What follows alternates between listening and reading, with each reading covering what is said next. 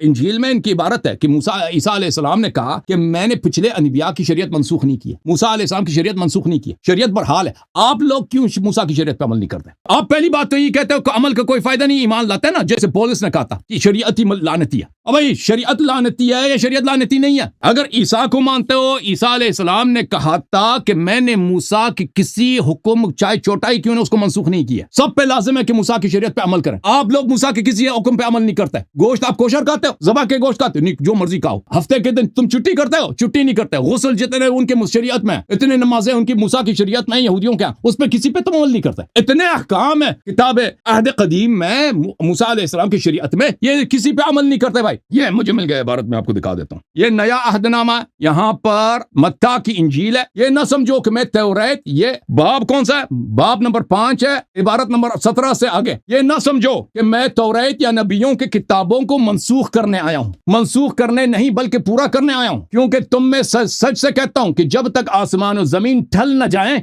एक नुक्ता या एक हमजा, शोशा से मुराद हमजा, एक अलिफ, तौरात से हरगिज न ढलेगा। तो तुम्हारी जिम्मेदारी है कि तौरात पे अमल करो। तुम तौरात के हर्फ पे अमल नहीं करते। तुम तौरात मूसा के किस शरीयत के किस हुक्म पे अमल करते हो? तुम ईसाई। निजात तो तुम्हारी नहीं है ना, क्योंकि ईसा ने कहा, मैंने आयत दिखा दी कि अमल के बगैर कोई जन्नत नहीं जाएगा। अमल किस पे करना है? मूसा की शरीयत पे करना है, क्योंकि मनसूख ही नहीं किया हुआ। ये खुद सब जहन्नमी है, मसीह के कलिमात के रूह से जहन्नमी।